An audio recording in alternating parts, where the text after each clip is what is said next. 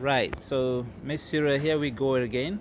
Another interesting and important topic of discussion, which is encouraging young people into entrepreneurship. This is our season two, and today we had Fanta, we had Daniel.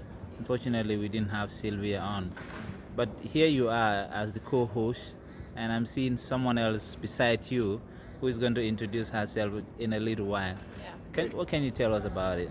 Yeah. So, like you said, it was really interesting, and I think these are the issues that matters because it's important when you're reporting on anything.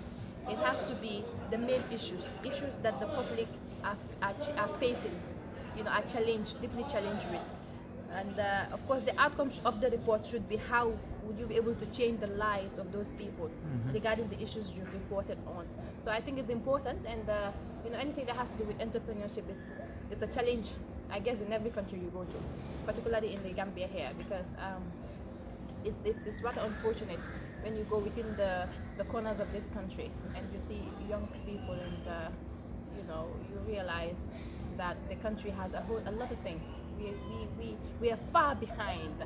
You know this when you travel out, when you're out of the Gambia. Then you're like, my country, the youth, we are lagging behind.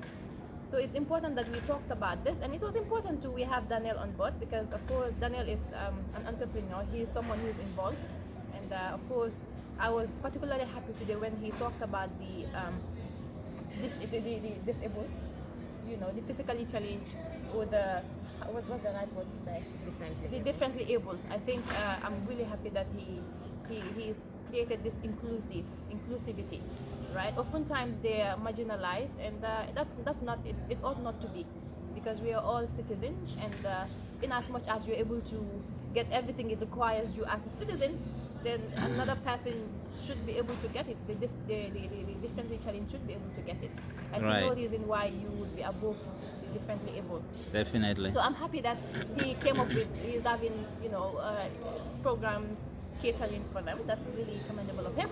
And like you said, that's her right there. And she's Rohey. I will let her introduce herself, but I would also love to say she's a would-be journalist, and it's important that we are having young journalists coming up and change the narrative. Right. Because most people, when you say you are a journalist, they're like, you join the list.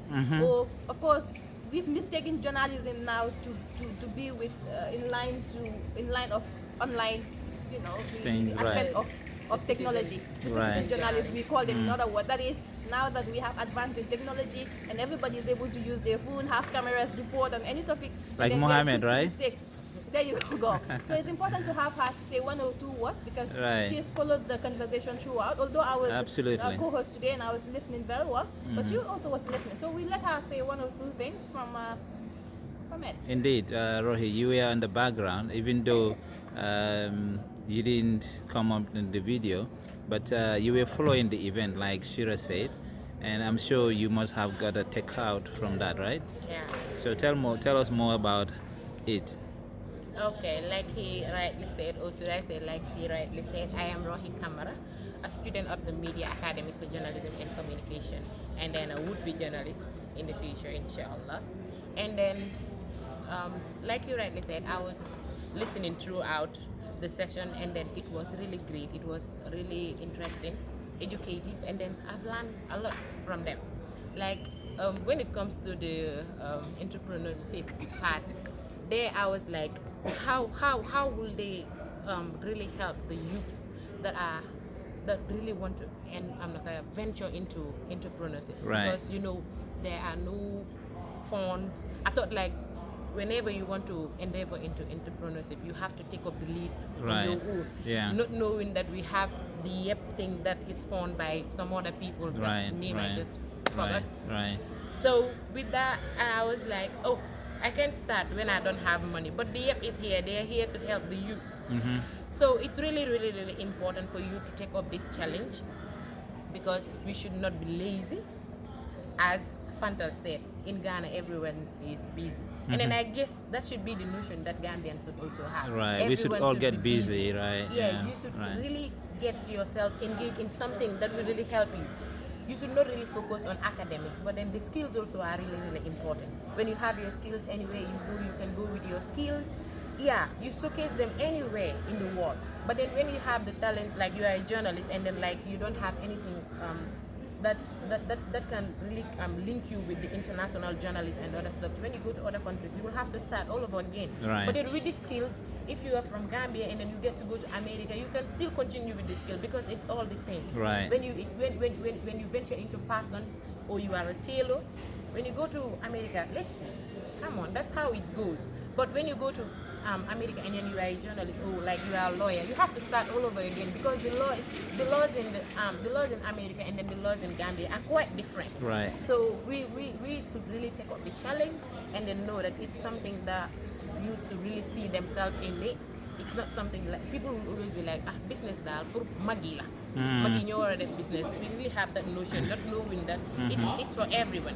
Yes. Whenever you have this mindset, like it's all about the mindset, like Fanta just said.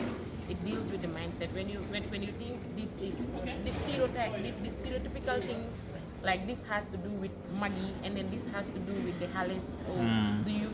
That's where everything goes wrong. But I'm happy that Mr. Daniel also has this package for the differently able. Right. I'm really glad, and then looking forward to seeing or having more of these entrepreneurs coming on board to have different things for the differently able. Thank you Yes, very ma'am. much, Rohey, and that was very grateful.